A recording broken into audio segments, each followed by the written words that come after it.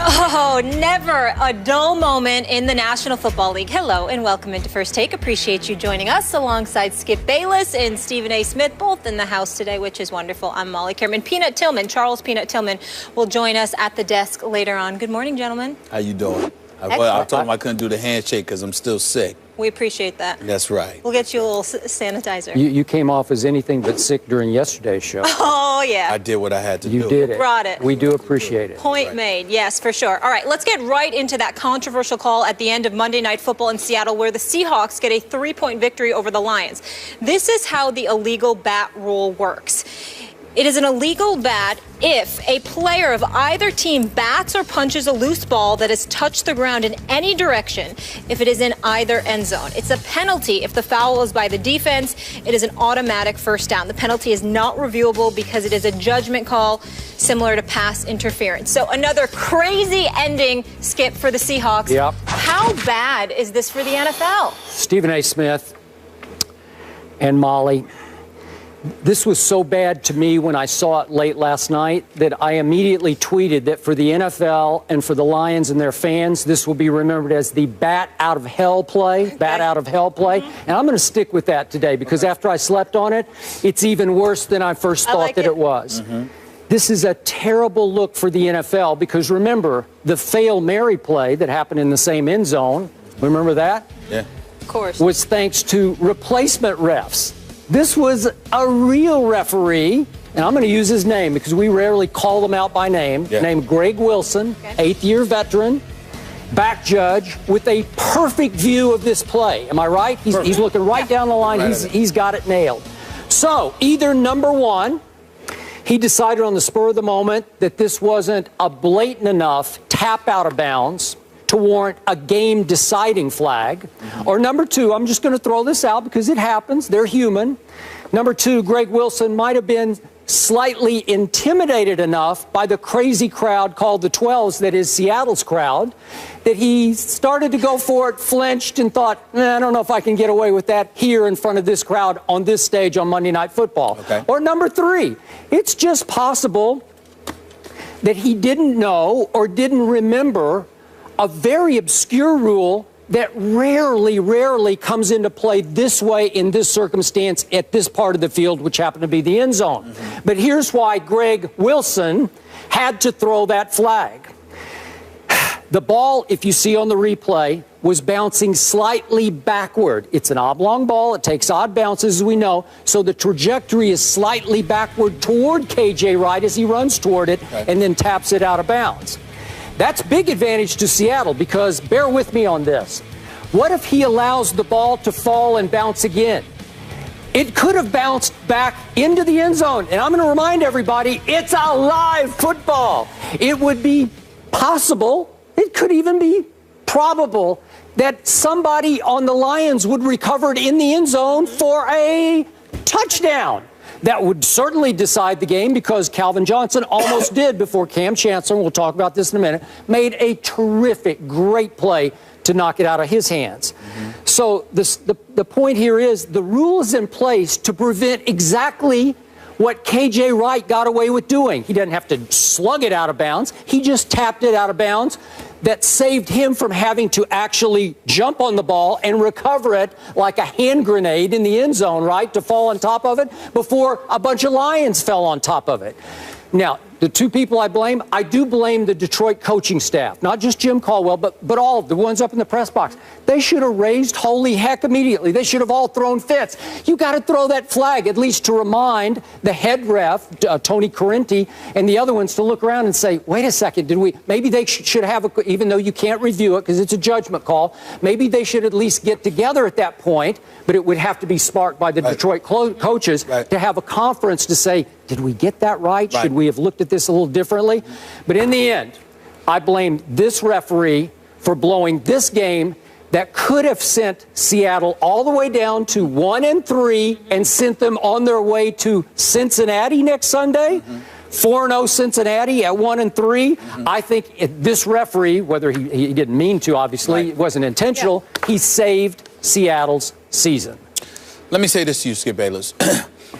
Absolutely correct. on the call. No question about it. I totally agree with you. It was a blown call on the part of the referee. You've got Rule 12, Section 4, Article 1 of the 2015 rule book, NFL rule book. It specifically states it is an illegal bat if A, any player bats or punches a loose ball in the field of play towards his opponent's goal line, which didn't apply here because it was in the end zone already, or B, any player bats or punches a loose ball that has touched the ground in any direction if it is in either end zone, which is applicable here. It is. The fact is, the rule states it clearly. It was in clear violation by K.J. Wright. It should have been called. The Detroit Lions should have had the ball on their half-yard line in position to win the game. No question about it. But I put an equal amount of onus because I do understand that human error is a part of the game. All right. But when you have Jim Caldwell and his entire coaching staff failing to raise holy hell and forcing the officials to literally mingle with one another, just get together and say, okay, let's look at this. Let's make sure of this here and discuss it. Even if it's obviously at the discretion of the official and it's not deemed quote unquote reviewable, the fact is you could get together, you could huddle together and make the correction because somebody can remind you of the rule that's in place. You're the back judge, you're supposed to know it, but somebody next to you or somebody in the vicinity may have known it and may have said, look, this is the rule, boom. But if you have no insistence on the part of the visiting team and no one is raising holy hell, then that doesn't happen. Jim Caldwell, listen, despite the fact that Detroit is 0-4, they played hard most of this season. They've been highly competitive most of this season, okay? So obviously with Ndamukong Suh being gone, the mystique of the team, and you clearly have lost something there. They are fighting. They are competing, and I give them a lot of credit. But this is one of those instances where, dare I say, the personality of Jim Caldwell actually worked against him. It could. You know how they say Joe Cool? Well, he's Jim Cool. And being Jim Cool. And not being somebody who raises holy hell. Maybe that played a role in the officials feeling it relatively easy to shove him aside and say, this is our call, and that is it. And, from a basketball perspective, Skip, I remember years ago when Michael Jordan had retired, and Scottie Pippen and them came to Madison Square Garden, and the infamous Hugh Hollins, bogus call in favor of Hubert Davis.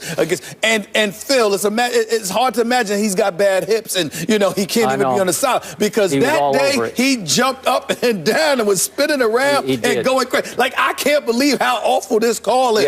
Guess what? To this very day, Skip, I am of the belief, as awful as that call was, if Phil Jackson didn't jump around hooting and hollering over how bogus that call was, I don't think we would remember it nearly as much as we do to this very day. It was because of his reaction. And I bring that up to juxtapose it to Jim Caldwell, and you're looking for fire and brimstone. This is a game on the line here. How the hell do you make this call? No, raise holy hell. And he didn't do it. But in the end, here's what it comes down to more importantly. The officials, the coaches for Detroit, obviously all played a role, but the person who played the biggest role is a guy we once knew as Megatron. Because you can't lose that ball. Well, that's a whole other issue. Yeah, but that's true. You can't lose that ball in that particular situation. And it's the combination of all three things that lead us to this. Okay, quick thought on that since you raised the issue. Do you blame Calvin or do you credit Cam for that play? I credit Cam. I credit Cam more than I blame Calvin. But I guess the reason why I'm blaming Calvin to some degree, Skip, is because it was a relatively pedestrian performance by him. And as far as I'm concerned, an anemic performance by that offense. Skip, they didn't do anything. The defense set up every point they had for them last night. Well, scored one touchdown, and the field goal, you guys, the defense put you in position for that. Their offense did nothing last night. And the one time they did do something, about to finish off a 90-yard drive, that play happens. So, that was the only thing they did effective all night. And that was my problem. Okay, I do not blame Megatron at all for that play because he's trying to make a hero play. He sees the goal line. He's got the ball in his left hand. He didn't extend it? But he's starting to. He's starting to extend to get the ball to the goal line. And he gets blindsided. He didn't see Cam come from his back blind side to knock the ball out. But Skip, you got time. You got time. Okay, it's not like this is the last play of the game. It's a minute 51 left. You got time. And if you protect the ball, especially against Seattle, they're piranhas. They are piranhas. Yeah. They go after it. They didn't have one sack last night. Not one sack, Skip, and their defense was still hellacious. This is who they are. Yeah. They're piranhas. They're all over you. You have to protect that football. Okay, back to the Jim Caldwell issue. Should he have known? It sounded to me like in Pete Carroll's post-game press conference, he did not know the rule. It's possible because this is obscure. I've been watching this game for a long time, covering it for a long time. I can't ever remember this rule coming into play like that. So it's also possible that Jim Caldwell just wasn't aware of the rule. That's fine. Yes. That's fine. It's also forgivable, but let's be clear.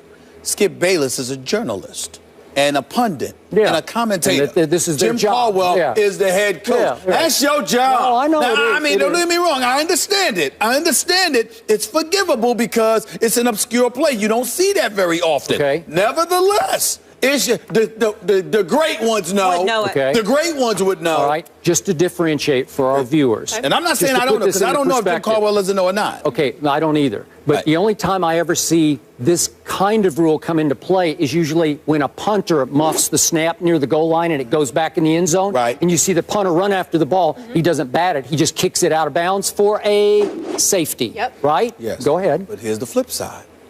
That is even more of a reason why you should know the rule. Because if it's applicable to a punter, for example, or a kicker, then in some way, shape, form, or fashion, it may be applicable to Okay, but here's the nuance. You got to know that. Okay, it's the punter's ball. He's in possession of the ball. It's your ball on offense, and you're going to punt it, and it's still in his possession, and he kicks it out the back end of the end zone, and it's a 2-point safety. Now, again, Jerry Austin was asked after the game, our ex-ref analyst on ESPN, okay, why doesn't a safety also carry the 5-yard penalty? Because it should be a penalty plus a safety. And I think if I understood Jerry right, that it's already penalty enough. You're going to lose 2 points, and you're going to have to punt the ball as a kickoff back to the other team. Okay, remember, in this case, it was different because it's nobody's ball. It's a loose football. It's actually Detroit's ball, and you're knocking it. It's still in Detroit's possession, and then the defense knocks it out of bounds. Right. So that's a different spin on the... Yeah, it's slightly different, but remember, you said it's a live ball. So if it's a live ball, then it's anybody's. Okay. It's anybody's. The last in the possession of Detroit. So the defense doesn't want anybody to recover it, so you just knock it out of bounds so that you end the play with a touchback, which would go out to the 20-yard line, which it did, as opposed to having to fall on the ball and control the ball in the end zone, which the rule forces you to do. You can't just knock it or kick it or whatever you want to do to get it out of bounds. You have to possess the ball in the end zone for you to take it back out to the 20. And this is too easy. And I know he didn't, punch the ball out of bounds. He just patty-caked the ball out of bounds, and maybe that fooled the referee boy, that wasn't too blatant or egregious. It was blatant. Okay, but it is blatant. It is. You saved yourself having to recover the football. Yeah. Okay. Bottom line, it was a bad call, and Seattle got lucky. It was a bad lucky. Seattle got lucky, but Cam Chancellor, that wasn't a lucky play. No, nope. We're going to get into that right now. So the Seahawks are now 2-2, and as Stephen A. just mentioned, Seattle is not allowed a touchdown in their last 18 regular season quarters with Cam Chancellor on the field. Stephen A., going into the season, you had Seattle as your Super Bowl pick. Now, through 4 games, has your opinion changed at all seeing this team? Well, it hasn't changed, but I'm not as resolute in that opinion as I was at the beginning of this season. And the reason why is because of their offense. I picked this team to win the Super Bowl championship for 2 reasons. That elite defense, the Legion of Boom, and all its supplementary parts, the defensive line and so on and so forth. Also, their motivation, because no matter how motivated the New England Patriots are due to Deflategate and the whole fiasco that entailed, the bottom line is they stand here today as the reigning defending Super Bowl champions. And the Seattle Seahawks sit here today as a team who believes it was theirs, and their head coach gave it away by not giving the ball a beast mode a half yard away from the goal line. It is that simple. So I believe the combination of how elite their defense is, Skip, and how motivated they are to resurrect themselves and to make amends for what transpired, basically taking back what they believe belongs to them. The Seattle Seahawks believe they should be standing here right now as the reigning two-time defending Super Bowl champions, okay? And they believe that it was they gave that away, so they believe it's theirs. That is the reason I picked them. The fact that you got this offense with Jimmy Graham, which I believe wait, is he that better. Experiment is not working. Wait, is he a Seahawk now or not? Yes. Listen, does he dress? This guy had, well, he had 4 catches for 29 yards last night. I'm just saying that it's so anemic, it's so pedestrian, it's so blah, blah. I can't believe it. Now, in defense, Detroit was all over Russell Wilson. I mean, he was running for his life most of the game. They sacked him 6 times. I can't even count how many times they pressured them. They were all over him. And if it wasn't for his elusivity, that's what Clay Matthews meant when he told Colin Kaepernick, you are no Russell Wilson. Because you got to remember, Kaepernick is more like RG3, the old RG3, in terms of he could fly north and south. That is true. He can't juke you the way that Russell Wilson is capable of juking you. So that's probably what Clay Matthews meant. And it definitely highlighted itself because they were all over Russell Wilson last night, okay? And he could barely breathe. But I'm still looking at them. And again, and no Marshawn Beast Mode, he didn't play last night, so we understand that. I'm just looking at this offense, and I'm like, my God, what has happened to y'all? They can't win the Super Bowl with their offense doing as little as they did last night. Granted, Beast Mode didn't play, but they cannot do as much as they did last night and win the Super Bowl. They're still my pick. But their offense has got to play better because this defense is a Super Bowl caliber defense. No question. And their motivation is Super Bowl caliber motivation. But their offense has to join the party, and that's not happening yet. I'm with you. I don't want to go in too hard on that offense because there was no Marshawn. That's right. But in a showcase Monday Night Football game, you scored 13 at home, and you allowed Matt Stafford, who hadn't been able to do squat against your defense, to drive almost 91 yards with, 6:23 remaining. That's right. That's a long drive, and you gave up a big play to Golden Tate and one to the expatriate Tim Wright right down the seam, and Cam said, they fooled me with that one. I didn't see that one coming on tape. Okay, but you get it down to within striking distance, and from the 11-yard line, you hit Calvin Johnson, and it looked like, for all the world, he was about to score, and you were about to be in big trouble, even though there was time. There had been 1:45 left for Russell Wilson. Now, is that on the defense? A little bit. I saw a little crack in the foundation there that you gave that up at home in front of that crowd. Right. But back to Russell Wilson. The whole offense revolves around a little guy, and I don't usually say little guy, but he's a little guy by NFL standards. He's, what is he, about 5'11", 5'10 and a half? Quarterback standards, for sure. One of the shortest. And Stephen A., to your point, his quickness and his downfield speed is staggering to me. He looks quicker than ever. Last night he did, because he had that one great escape in the first half. No one can do what he's been doing on escape plays and then able to throw on the run, running the wrong way. He's running to his left and throws a big completion. But it's a high wire act. And he fumbled twice that hurt them badly. They lost the turnover battle 3-1 and still won the game at home. That's pretty great. And yet, Russell Wilson, if you force him to stand there in that pocket at his diminutive size, he can't see it, and he's not consistently accurate from the pocket. To my eye, he is below average as a pure pocket passer. But if he gets outside, he is absolutely lethal as I've ever seen of anybody outside. He's what Johnny Manziel hopes he can one day become, because he's doing better than, he's Russell football. That's who he is, because he's making plays. And at one point, Gruden said last night, boy, he better not keep doing this, because at some point it's going to catch up with him, but he keeps pulling it off, and I got to give it to him. It's interesting. He does keep pulling it off. You know what? As I watched Russell Wilson last night, you know what I said to myself? A 3-4 defense is the best way to go against him. Let me explain why.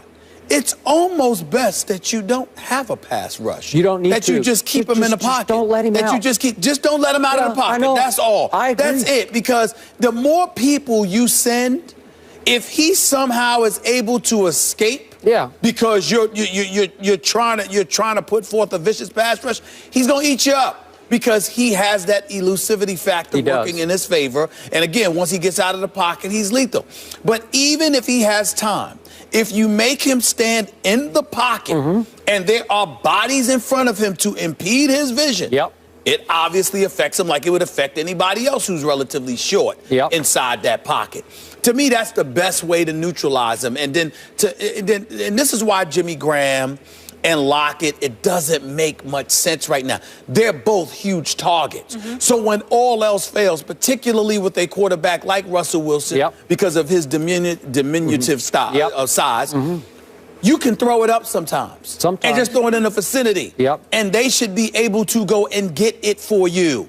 The fact that none of that is happening is incredibly alarming to me. This offense has become a huge question mark. I can't believe it's going to stay this way because you got enough weapons to Lockett and Graham with beast mode. The offensive line played even yesterday. They can play better, and I believe they will play better. And Russell Wilson obviously can be evasive, but they're going to have to do that to capture a Super Bowl championship. They're going to have to do that to beat Green Bay. They're going to have to do that to beat Arizona. Right now, they're asking a whole lot of little Russell Wilson to make a couple plays a game that's going to win the game 13-10. So, Stephen A., you have him going to the Super Bowl, not as strong on it. Skip, you say not so much. Well, you know who I picked. Oh, yeah. Dallas Cowboys. Oh, yeah. I'm hanging in, but it's going to be a long road. Some happen with that team. All right, that's a whole other story, though. So there are now 6 undefeated teams left in the NFL. How would you list the Patriots, Falcons, Panthers, Bengals, and Packers from best to worst? Send us your rankings on Twitter using the hashtag #RankTheUnbeatens. Meanwhile, Stephen A. had some strong words on Texas's Charlie Strong's future on Mike and Mike and on his radio show. We'll discuss the next move for the Longhorns. That's after the break.